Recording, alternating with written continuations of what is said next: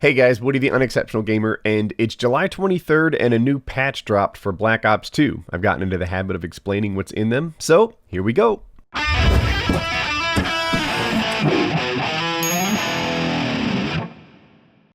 I like to lead this video with the most critical changes in multiplayer, and there are 3 guns that have been nerfed. For you guys that are unfamiliar with gaming vocabulary, when you nerf something, you make it worse, and when you buff something, you make it better. Although that's not applicable to this video because nothing got buffed.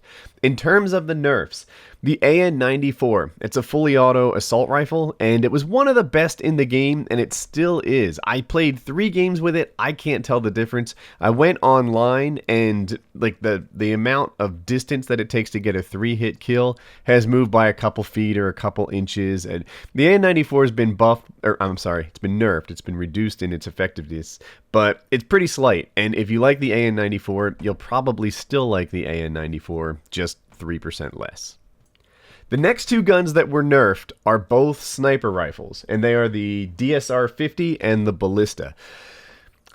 What they did to them is they reduced their rate of fire. Now, reducing rate of fire is a ambiguous term. Like, you know, is it the reload animation, etc.? So I checked Vondahar's Twitter, and he explained. For the DSR, the fire time went from 0.2 seconds to 0.4, so that's kind of a noticeable change. They doubled it.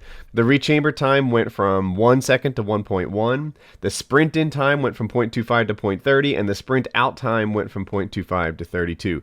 So coming in and out of it, the sprint cancel reload, you know, reload animation cancel is going to be a little bit slower. The fire time is a little bit slower. The rate of fire is slower. That's what they did. They made a couple changes so that you can't shoot the darn thing quite as fast as you can now. And really what it is it's about the follow-up shot. You know, it'll be a look at this guy. He has a good spot. You'll see in a second. The follow-up time for that shot, if you miss it, it's a little more punishing to miss your shots than it was before. That's the essential difference on these sniper rifles. And that's it for multiplayer changes. There's 3 small nerfs to the gun, 2 snipers and an assault rifle, and there's some customization packs for sale. There's a lot of fixes to Buried. And if you haven't played Buried yet, like maybe you're only kind of a zombies player like I am, then you should check out Buried. It's fun. I like it because it's easy. I think I have a preference for the easy zombie maps. And it's not because I can't play. You know, I can always partner up with guys who are amazing at the game. I just have a better time when we get into rounds above 30 than I do when the round ends at like 13 or something. Like I wasn't a big fan of 5. Do you remember the map 5 that had like Kennedy and Nixon on it and stuff? To me, it just... I don't know. Like, I have more fun when I actually have a chance of doing well in the game. That's just my take. So I like Ascension and I like Buried. But let's talk about the fixes. In general, the fixes for the map Buried revolve around exploits. There are a ton of places that you can either paralyze yourself into. There's a paralyzer gun that lets you like sort of fly through the sky. There's a ton of spots, like vulnerabilities, that let you either fly there or they let you. There's something called a trample spine in Buried, which is like a spring-loaded platform that can launch you through the air. And because of that, all sorts of little ledges, things above windows, it would enable you to get to places where zombies couldn't hurt you. So they stuck invisible walls all over the place and reduced the number of exploits. To me, that's not that big of a deal. Like, I'm not one of those guys that makes a run at the leaderboards. So if you want to sit in the ceiling and shoot people all day long, you know, what do I care? But to other people, perhaps it was a much bigger deal. Whatever.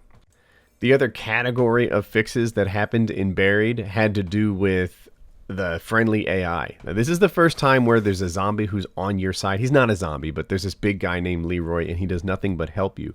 But there were a bunch of times where he would get stuck, or he would, you know, not quite do what you were expected to. Maybe this is, like I had this theory in my head that Trek's kind of new to friendly AI in zombies, so there were a bunch of things that didn't quite work out, and now he's much better. There's some things I didn't see. I didn't see anything to stop you from camping in Jug Alley and just continue to fight off waves and waves of zombies. And I'm kind of happy about that because I always had fun with my friends in Jug Alley. There's this feeling of like camaraderie that happens there. So that was a cool thing in my opinion. The other thing I didn't see, and I guess I'd have to play it a lot to see if it's fixed, but there's a bug in Buried where a teddy bear appears over the mystery box, which typically means that mystery box is inactive, but it's actually active. It's the mystery box you want to go to, but there's a teddy bear above it like it's not. And Either I don't understand it or it's a bug. Maybe you guys can can explain what I'm missing. I don't really see it, but that wasn't fixed according to the patch notes. Maybe it's in there and it just didn't make the patch notes. In the description, you will find a link to the patch notes that I looked at, and it will give you all the details on what's fixed in Buried. If you're like me, you'll look at it and be like, oh yeah, I never really knew about this one particular invisible wall above this spot that needs to be fixed.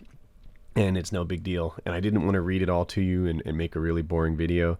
But there is a link in the description where you can check out the patch notes for yourself and see the details on Buried and what's fixed. But you'll see, it's basically a whole bunch of Buried exploits, a bunch of friendly AI bugs that were fixed, and then a couple things in multiplayer, which I've already explained. So I hope you enjoyed the video, and leave a comment. Let me know what you think of the patches.